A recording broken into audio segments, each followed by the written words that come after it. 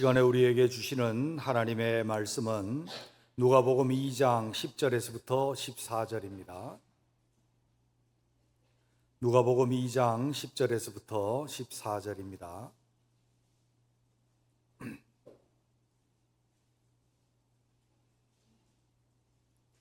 우리 한 목소리로 합독을 하겠습니다. 천사가 이르되 무서워하지 말라. 보라, 내가 온 백성에게 미칠 큰 기쁨의 좋은 소식을 너희에게 전하노라. 오늘 다윗의 동네에 너희를 위하여 구주가 나셨으니 곧 그리스도 주시라. 너희가 가서 강보에 쌓여 구유에 누워 있는 아기를 보리니 이것이 너희에게 표적이니라 하더니, 호련히 수많은 천군이 그 천사와 함께 하나님을 찬송하여 이르되, 지극히 높은 곳에서는 하나님께 영광이요 땅에서는 하나님이 기뻐하신 사람들 중에 평화로다 하니라. 아멘. 우리는 복음 믿고 구원 얻었고 복음을 전하는 사명을 받은 사람들입니다. 그런데 우리가 복음이 뭐냐라고 했을 때 그냥 복된 소식입니다, 그거는 누구나 말할 수 있는 것이었죠. 우리가 복음을 전하고 복음에 대해서 확실하게 더 믿음을 갖기 위해서는 복음이 무엇인지 구체적이고 또 체계적인 그런 지식을 가지고 있고 그 믿음을 우리가 가지고 있어야만 확실한 믿음의 사람들로 설 수 있다라고 하는 것입니다. 그래서 우리 이제 앞으로 한 10시간쯤 될까요? 그렇게 계속해서 이제 복음에 대해서 그렇게 강론을 하겠는데, 지난주에 우리 보았습니다. 복음의 뜻은 뭡니까? 복된 소식, 좋은 소식이었습니다. 복된 소식은 어떤 소식인가 하면 하나님이 우리를 통치하신다, 하나님의 나라가 우리에게 임하였다, 가까이 왔다, 임하였다라고 하는 소식이 복된 소식입니다. 그렇기 때문에 복음은 필연적으로 뭐를 포함하고 있습니까? 하나님 나라 포함하고 있고, 복음은 하나님 나라의 복음이다. 그래서 주님께서 이 땅에 계실 때에 하나님 나라 복음을 가르치시고 선포하셨고, 부활하신 이후에도 하나님 나라역 안에서 제자들과 40일 동안 계시면서 하나님 나라 복음을 말씀하시고 전파하실 것을 말씀하셨습니다. 그래서 하나님 나라 복음할 때 우리는 첫 번째 떠올려야 될 게 뭔가 하면 하나님 나라. 하나님 나라는 하나님이 통치하시는 나라요, 하나님이 통치하시되 그 나라가 완전한 하나님의 나라로 완성되어서 아버지께 돌아갈 때까지는 그리스도의 나라가 하나님의 나라를 성취한다. 그러니까 그리스도가 우리의 왕이십니다. 그리스도의 통치를 받고 그리스도의 말씀으로 통치를 받는 나라가 그리스도의 나라다. 이 나라가 임하게 될 것이다. 이것이 복음인 줄로 믿습니다. 그래서 우리가 그리스도의 나라 백성됨, 이것은 복음인 거예요. 우리에게 가장 복된 큰 기쁨의 좋은 소식인 거예요. 그리고 그 나라는 어떤 나라입니까? 주님의 말씀으로 통치되는 나라다. 주님의 말씀으로. 그래서 우리가 지금 우리 교회가 하고 있는 게 뭔가 하면 앞으로 제가 조금씩 이제 지금 석 달마다 하나의 품성을 분기별로 하는데 조금 느슨한 것 같아서 이제 앞으로는 2달마다 그렇게 할까, 그렇게 생각 중이에요. 기도해 보고요. 그래서 지금 만약에 우리가 내가 율법을 폐하러 온 줄로 생각하지 말라, 주님이 그렇게 명령을 하셨어요. 그러면 그 의미가, 진짜 의미가 무엇일까? 원래 하나님이 의도하신 뜻을 찾아 나가는 거죠. 율법의 원래 의도인 사랑. 그리고 그 사랑은 어떻게 나타나느냐? 존중과 배려로 나타난다.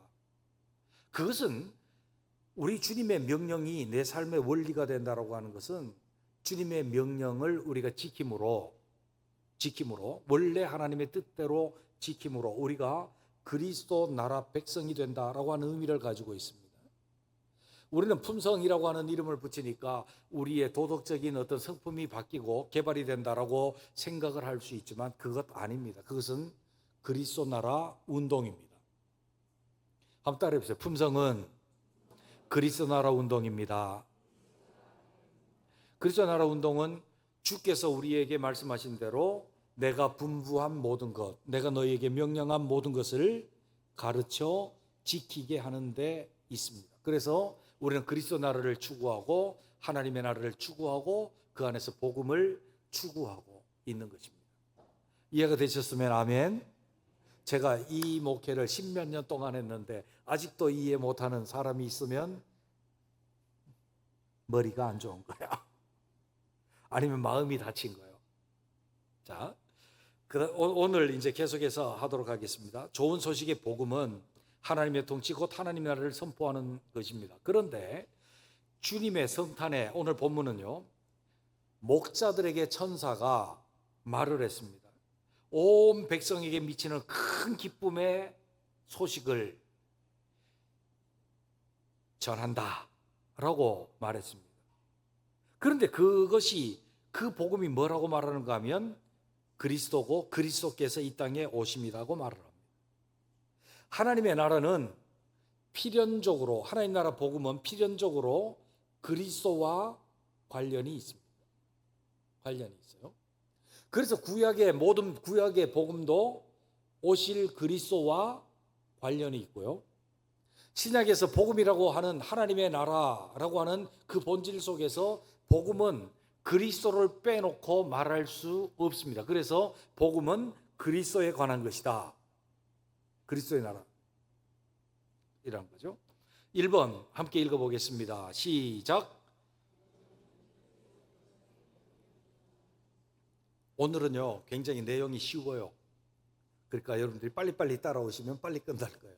복음은, 오늘 복음 보니까 천사가 온 백성에게 미칠 큰 기쁨의 좋은 소식, 복음을 너희에게 전한다. 그런데 그 복음이 뭐라고 말해요?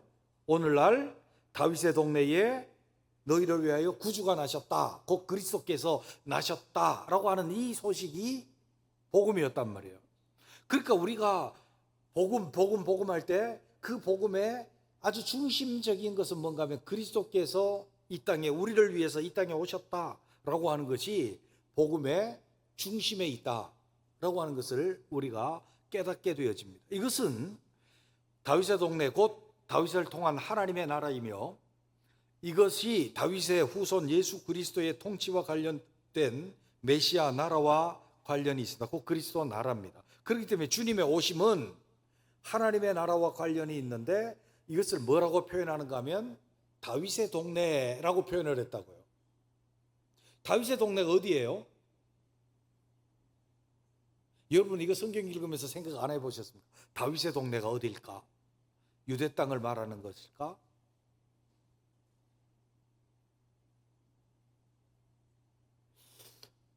어디를 말하는 것일까? 다윗의 동네. 다윗 동네가 어디예요? 다윗이 통치하던 동네. 성읍이라는 뜻이에요. 성읍이라는 뜻, 폴리스. 다윗의 동네, 다윗성에 구주가 나셨다. 이것은 우리가 성경을 알면 금방 깨달을 수 있는 거예요. 다음 메시아는 다윗의 후손이다. 내가 다윗을 너희에게 왕으로 세울 것이다 라고 하는 것을 수도 없이 예언하셨기 때문에 다윗의 동네라고 하는 것은 그리스도를 통해서 이루어지는 하나님의 나라임을 말해요. 그래서 그리스도 나라 왕이 우리에게 오셨다라고 하는 것이 복음 중에 복음이에요. 어디에 오셨다고요? 하나님 나라에 그리스도께서 오셨다. 다윗의 동네. 2번, 복음은 예수님이 우리의 구원자이시라는 거예요. 오늘 다윗의 동네에 너희를 위하여 구주가 나셨으니 곧 그리스도 주시라. 다윗의 동네, 성이라고 써놨죠. 그리고 여러분들이 저쪽에 유럽으로 여행하면 무슨 특별히 그리스 쪽에 가면 무슨 폴리스라고 하는 말이 있잖아요. 아크로폴리스는 산 사람들이 모이는 광장이고요. 네크로폴리스는 죽은 자들이 모이는 무덤의 동네. 폴리스, 성이라는 뜻이거든요. 동네, 성. 그 폴리스예요. 다윗의 폴리스. 그런데 이것은 하나님의 나라의 상징이다. 조금 아까 말씀을 드렸고요. 구주가 나셨으니, 구주, 소테르, 때로는 소테리아라고 하는 단어인데 이게 뭔가 하면 구원자라는 뜻입니다. 구원자. 지금 복음은 하나님의 나라, 동네에 누가 오셨는가 하면 구원자가 오셨어요. 구원자. 여러분 기억나시죠?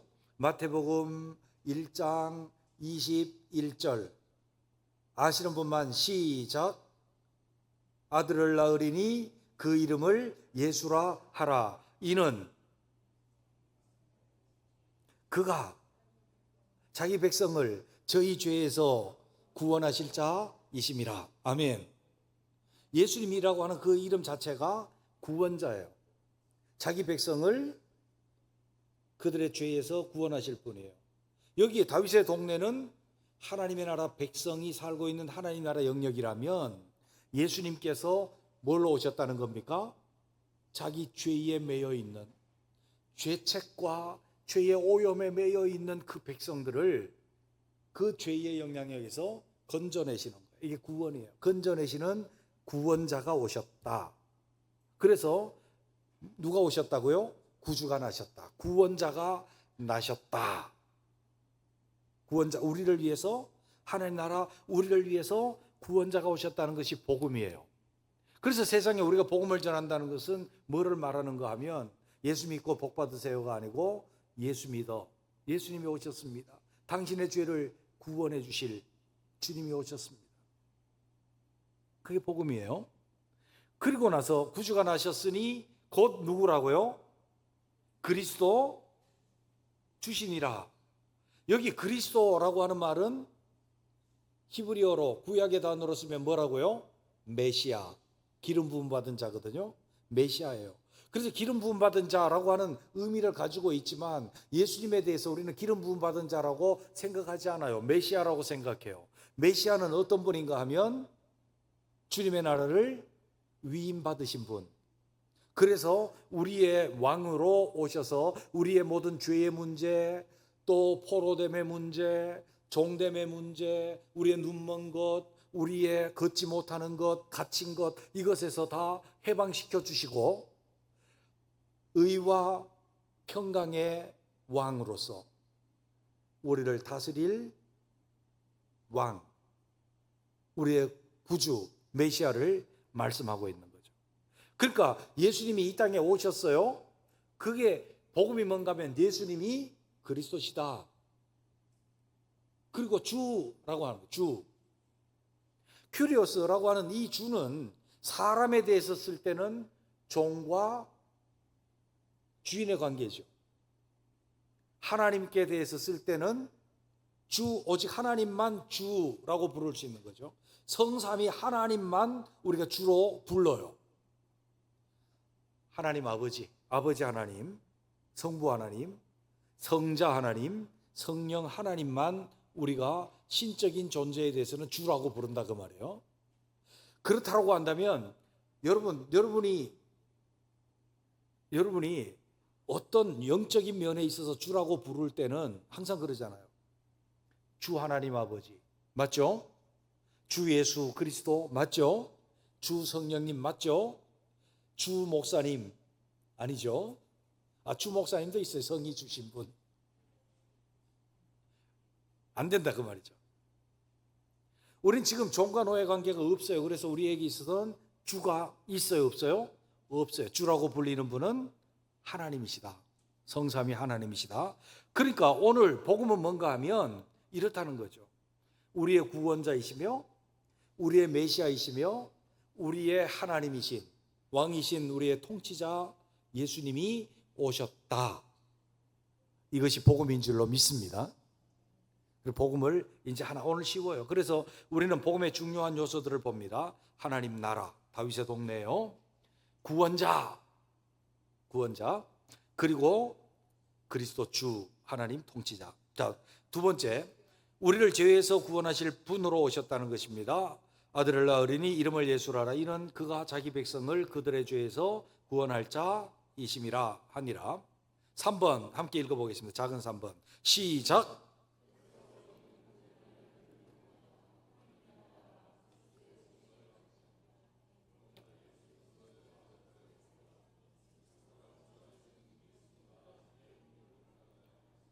예, 그래서 우리가 앞으로 강의를 하고 우리가 배워나가야 될 부분이 뭔가 하면 하나님 나라와 그리스도의 오셔서 뭘 하셨는지 사역, 그리고 그가 우리에게 약속하신 구원자 되심, 그리고 그가 우리에게 누구신지에 관한 것들을 남겨놓고 있습니다. 우리에게 방향을 제시하고 있는 거예요.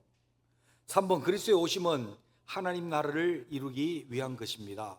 그리스도께서 왜 오셨습니까? 그러면 우리는 대뜸 우리 죄를 사하시러 오셨습니다. 맞아요. 그런데 일부만 대답한 거예요.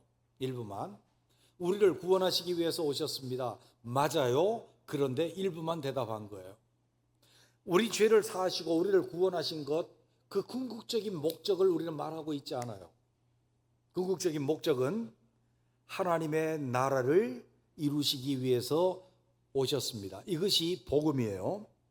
이사야서 7장 14절 우리 한번 함께 읽어보겠습니다. 시작.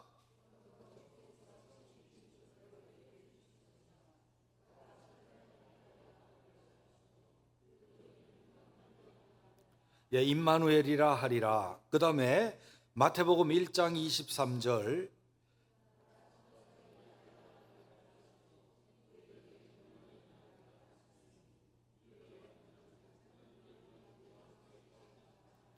예, 임마누엘이라는 뜻이 뭐예요? 하나님이 우리와 함께 계신다라고 하는 뜻이라는 거예요. 그런데 이 아들을 낳으리니 주께서 이제 하나님 나라의 징조로 우리에게 처녀가 잉태하여 아들을 낳는 것을 주셨다. 마리아가 처녀로 동정녀 탄생을 했습니다. 우리는 신앙 고백을 할 때마다, 사도신경 할 때마다 동정녀 마리아에게서 나시고 그랬단 말이에요. 처녀가 잉태하여 아들을 낳았다. 이것은 우리 고백이 뭐예요? 메시아 고백인 거예요. 메시아 고백. 왜 그것을 합니까? 왜 그런 고백을 합니까? 신앙 고백을 합니까? 사도들의 신앙을 모아서 고백으로 모아놓은 게 사도신경이에요. 사도들이 만든 게 아니고 사도들의 신앙을 잘 정리해서 시대에 따라서 여러 가지 도전이 있었는데 그 도전을 물리치고 우리의 명확한 신앙을 갖기 위해서 신앙 고백을 만들었는데 그 신앙 고백에서 뭐라 동정녀 마리아 탄생. 동정녀 마리아에서 탄생했다는 건 바로 이거예요. 처녀가 잉태하여 아들을 낳는다. 이것이 무슨 징조예요? 하나님 나라의 징조다라고 하는 거예요. 그리고 그가 이름이 뭐예요? 임마누엘, 우리와 함께 계신 하나님이다. 하나님 나라다. 그렇다고 한다면 그리스도의 오심은 하나님 나라, 하나님이 직접 우리와 함께 계시는데 그 예수님이 임마누엘이란 말이에요. 그래서 하나님의 나라를 이루기 위해서 오심을 우리에게 말씀했고 이사야 7장에 있는 말씀을 마태복음 1장에서 그대로 인용을 해서 예수님이 오신 것을 임마누엘 주님, 우리에게 하나님 나라를 이루시고 우리와 함께 계시는 하나님이다. 그렇게 표현을 한 거예요. 자, 1번 그리스도의 오심은 우리와 함께 계신 하나님이 오신 것입니다. 2번 하나님은 우리의 주관자 왕을 의미합니다. 여러분이 개념을 계속 가셔야 돼요. 여호와는 성삼위 하나님을 특정하는 거예요. 스스로 계신 하나님 특정. 그 다음에 하나님은 우리의 왕이신, 우리의 통치자, 우리의 주관자, 우리의 권위자이신 신인 하나님. 그럴 때 하나님이라는 이름을 써요. 여호와와 하나님. 우리는 같은 분을 섬기고 있지만 그 같은 분의 성호에 따라서 뭘 지칭하느냐가 어떤 의미를 가지고 있느냐가 달라지는 거예요. 그래서 나의 하나님 여호와. 그랬을 때 다르죠, 그죠? 하나님은 내가 섬기는 나의 주인이신 신인, 나의 통치자이신 여호와 하나님, 그렇게 하는 거예요. 네. 세 번째, 이미 주님으로 이 말이 좀 틀렸습니다. 주님으로 이미 임한 하나님 나라를 내포합니다. 앞에 이미를 지워도 되겠습니다. 마태복음 12장 28절 그러나 내가 하나님의 성령을 힘입어 귀신을 쫓아내는 것이면 하나님 나라가 이미 너희에게 임하였느니라. 누가복음 11장 20절은 병행 구절이고요. 누가복음 6장 20절에 있는 말씀을 보면 예수께서 눈을 들어 제자들을 보시고 이르시되 너희 가난한 자는 복이 있나니, 팔복을 이제 누가복음에서 이렇게 표현을 해요.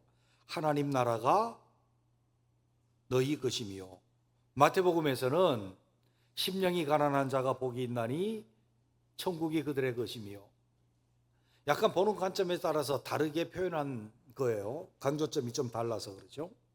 하나님 나라와 천국은 같은 것으로 본다라고 한다면, 주님이 산에 올라가 앉으셔서 선포하신 팔복은 하나님의 나라를 선포하신 것이에요. 하나님 나라를 선포하신 거예요. 그리고 주님께서 이 땅에서 죽기를 했단 말이에요. 예수님께서 귀신을 쫓아내줬더니 유대인들이 비웃으면서 저가 바알세붑을 힘입어서 귀신을 쫓아낸다. 주님께서 이렇게 말씀하셨습니다. 귀신을 힘입어 귀신을 쫓아내면 그 나라가 서겠느냐? 말도 안 되는 소리 하지 마라. 그러나 내가 성령을 힘입어, 아니면 내가 하나님의 능력으로 귀신을 쫓아내는 것이면 하나님의 나라가 이미 너희에게 임하였느니라.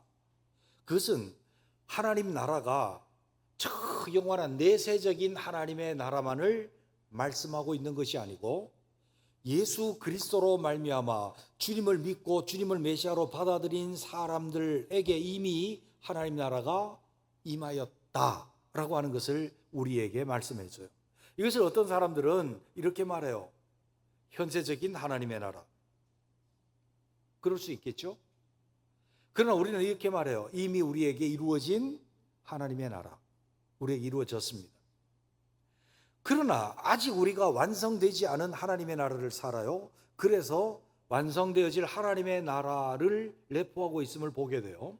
4번, 주님으로 말미암아 앞으로 임할 하나님의 나라를 내포합니다. 마태복음 9장 1절, 또 그들에게 이르시되 내가 진실로 너에게 이르노니 여기 섰는 사람 중에 죽기 전에 하나님의 나라가 권능으로 임하는 것을 볼 자도 있느니라. 위로부터 임하는 초월적인 하나님의 나라. 그 다음 마가복음 15장 43절, 아리마대 사람 요셉이 와서 당돌이 빌라도에게 들어가 예수의 시체를 달라하니 이는 존경받는 공회원이요 하나님의 나라를 기다리는 자라. 여기서 하나님의 나라를 기다려. 주님의 말, 이미 너희에게 하나님의 나라가 임하였느니라 말씀했는데 아직도 하나님의 나라가 임할 것을 기다려. 무슨 뜻인가 하면, 한번 따라해보세요. 하나님의 나라는 이미 임하였고 아직 완성되지 않았습니다. 아멘. 우리는 이미 하나님의 나라가 이루어진 하나님 나라를 살아. 근데 하나님 나라의 개념이 뭐라고 그랬어요? 하나님의 통치. 하나님의 통치. 주님이 우리를 다스려요. 이 나라가 이미 우리에게 임했어요. 귀신이 다스리는 건 아니고 주님이 우리를 말씀으로 다스리는 하나님의 나라가 이미 우리에게 임하였고, 완성되어지고 초월적인 하나님의 나라는 예수 그리스도께서 재림하실 때 우리에게 이루어지실 줄로 믿습니다. 그래서 우리는요 already와 yet 사이에 있는 거예요. 이미와 아직 사이에 존재하는 하나님의 나라 백성이에요. 그래서 우리는 하나님의 나라 백성이며 하나님의 나라 백성됨을 추구하는 거예요. 우리 자체가 하나님의 나라이며 또 하나님 나라 백성 될 것을 추구하는 거예요. 이것은 모순이 없어요. 어떤 사람이 그래요. 당신 영 죽을 사람이었습니까? 아니면 죽은 사람이었습니까? 그렇게 물어보면서 말꼬리를 잡더라고요. 내가요, 영 죽을 나를 살리신 주님 감사합니다. 그랬더니 나한테다가 당신은 영 죽었던 사람입니까? 영 죽을 사람이었습니까? 그래요. 참 가짜는 질문을 하고 있는 거예요. 그죠? 그래서 죽음이 뭔데요? 내가 물어봤어요. 여러분은 죽었었습니까? 앞으로 죽을 겁니까? 보세요. 헷갈리잖아요. 헷갈리지 마세요. 영은 이미 죽었다가 살아났고, 우리의 육신은 앞으로 죽을 것이로되 다시 살아날 것이고, 아멘. 다시 살아나서 부활해서 영원히 살 것입니다. 그러면 앞으로 영 죽을 수도 있고 죽었었을 수도 있는 거지. 한 가지만 가지고 따지는 그런 멍청한 사람들 되지 마시고요. 우리는 더 넓게, 더 분명히 알았으면 좋겠어요. 살아나는 거는요, 하나님 나라 되는 거는요, 이미 구원을 받았고 이미 하나님 나라 백성이에요. 그럼 다 됐습니까? 그 멍청한 사람들이 구원파요. 아니요. 우리는 계속 하나님 나라 됨을 추구해야 되고 하나님 나라 백성 됨을 목표로 지향하며 살아가야 돼요. 우리는 구원 받았습니까? 구원 받을 것입니까? 이미 구원 받았고 그 구원을 이루어 나가야 돼요. 이루어 나가야 돼요. 한 가지만 알고 두 가지 모르면 안 돼요. 다 알아야 돼요. 자, 이미 우리는 하나님의 나라고 하나님 나라를 이루어 가야 됩니다. 그렇기 때문에 이미 하나님 나라 백성이고 앞으로 하나님 나라 백성 될 것을 기다리는 자입니다. 추구하는 자입니다. 자, 4번. 지금은 어디로 가고 있는 거예요? 그리스도와 하나님 나라를 말하고 있는 거예요. 4번 읽어봅시다. 시작. 하나님 나라에 들어가는 열쇠가 있어. 아니, 비유적인 거죠. 열쇠가 있는데 이 열쇠를 누가 갖고 계신가 하면 그리스도께서 갖고 계셔요. 근데 한번 보세요. 누구에게 주셨는지. 여러분 마태복음 16장 16절서부터 19절 너무나도 잘 알아요. 이 교회론의 기본이거든요. 여러분들만 한번 읽어보겠습니다. 시작.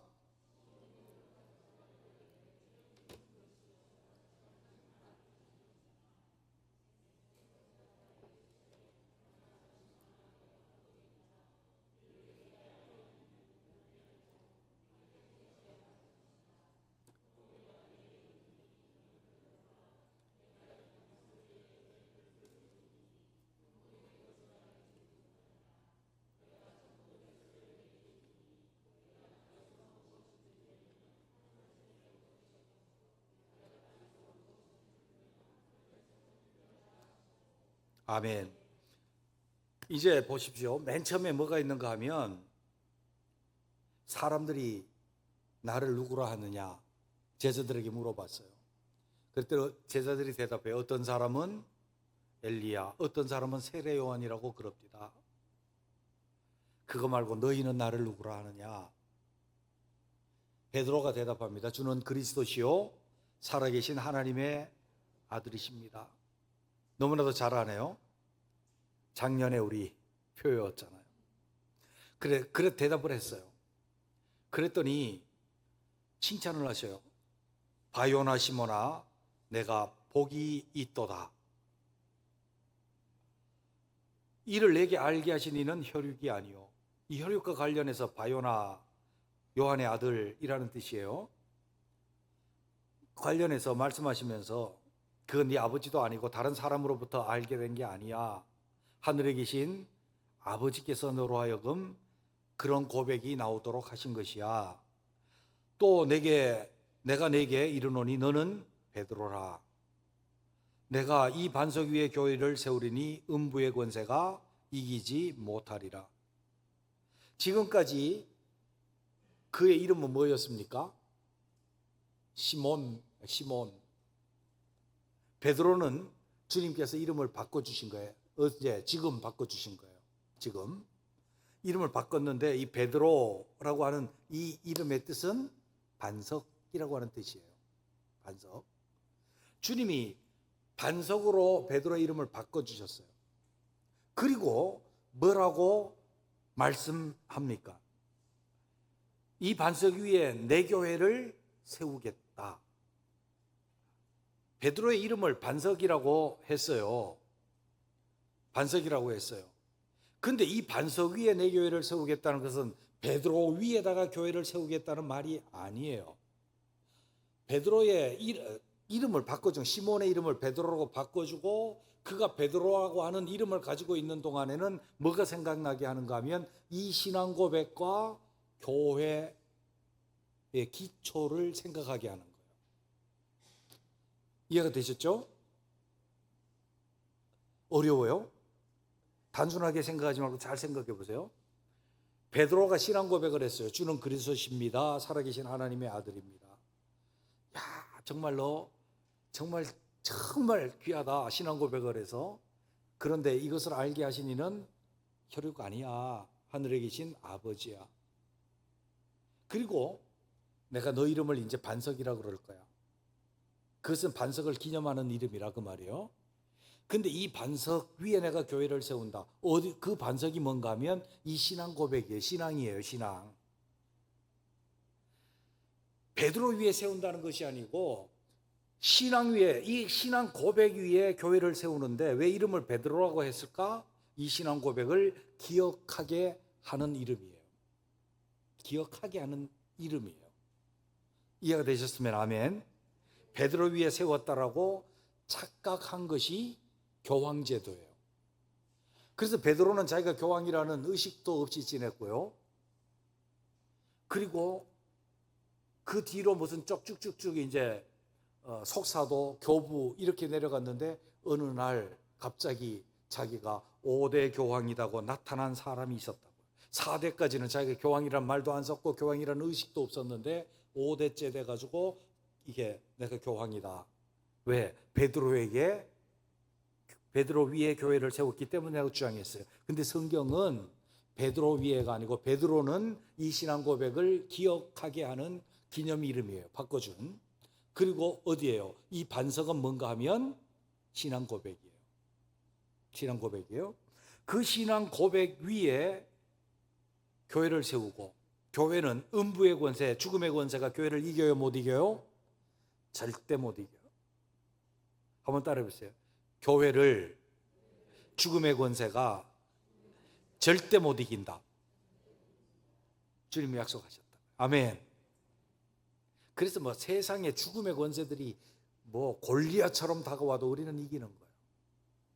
무슨 다원주의 물결이 세상을 휩쓸 것처럼 보여도 누가 이겨요? 교회가 이겨. 우리에게 이김을 주시는 주님을 찬송할 수 있는 우리가 되시기를 바랍니다. 자녀들아, 내가 이것을 너희에게 쓴 것은 너희가 악한 자를 이겼음이니라. 아멘. 우리가 이겼어요. 못 져요. 그런데 그 다음에 보세요. 내가 천국 열쇠를 내게 주리니, 신앙 고백을 하는 베드로에게 주리니, 내가 땅에서 무엇이든지 매면 하늘에서도 매일 것이요 내가 땅에서 무엇이든지 풀면 하늘에서도 풀리리라. 이것은 열쇠의 권능이지. 베드로의 권능일까요? 열쇠의 권능일까요? 베드로가 천국문을 열까요? 열쇠가 열까요? 열쇠가 열어. 그 열쇠가 뭐예요? 복음 듣고 신앙 고백함이 천국을 열어. 근데 주님께서 그 복음의 열쇠를 누구에게 맡겼는가 하면 사도인 베드로에게 맡긴 거예요. 베드로가 열쇠를 직접 받은 게 아니고 베드로가 전한 복음으로 말미암아 믿음의 역사가 일어나서 주는 그리스도시요 살아계신 하나님의 아들입니다 라고 하는 고백이 나오면 열려. 근데 복음을 전하지 않고 그 복음의 문이 닫히면 하늘에서도 닫혀. 그러니까 결국 열쇠는 주님이 주인이시고 이 열쇠는 복음을 듣고 믿는 믿음, 고백할 수 있는 믿음이라는 거죠. 이해가 되셨으면 아멘. 아멘. 그래서 2번, 그 열쇠는 주를 믿는 믿음의 신앙 고백입니다. 그 신앙 고백을 할 수 있는 그 주인은, 열쇠의 주인은 예수님이에요. 예수님에 대한 고백인 거잖아요. 그러면 이 천국 열쇠 믿음은 주님의 복음을 들음으로 고백에 이르게 되어지는 믿음을 말하고 있는 거예요.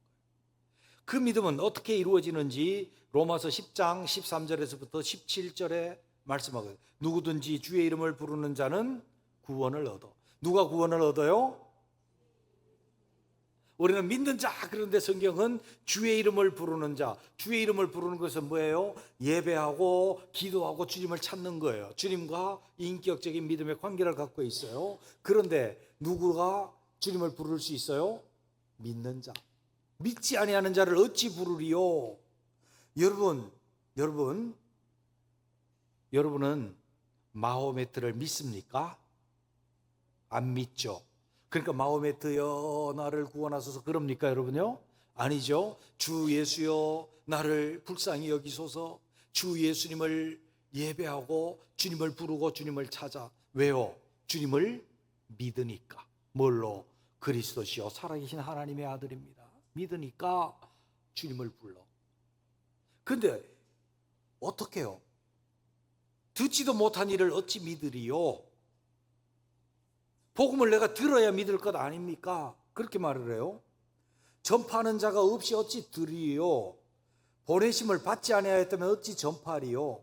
기록된 바 아름답도다 좋은 소식 복음을 전하는 자들의 발이여 함과 같으니라. 그 복음이 소식이 우리에게 들려왔고 전해졌고 전해진 것을 우리가 들었고 들은 것을 믿었고 들어서 예수 그리스도를 믿음으로 우리가 그의 이름을 부르고 구원을 받는다라고 하는 거죠. 이게 뭐예요? 천국 열쇠. 천국 열쇠. 하나님 나라의 열쇠다. 그래서 우리는 이미 바로 복음을 듣고 예수 그리스도에 관한 복음을 듣고 믿음으로 하나님 나라에 들어왔고 아직은 완전한 하나님의 나라에 들어가지 못했고 그 나라가 임하지 못했고 이미와 아직 사이를 살고 있는 하나님의 나라 백성입니다. 결론, 광야의 복음은 하나님의 나라 선포고요. 그 중심은 그리스도이시고요. 그 핵심은 그리스도의 십자가입니다. 아멘. 자, 이제 정리가 되죠. 넓게는 하나님의 나라, 다 포괄한 거 하나님의 나라, 그 중심은 그리스도시요.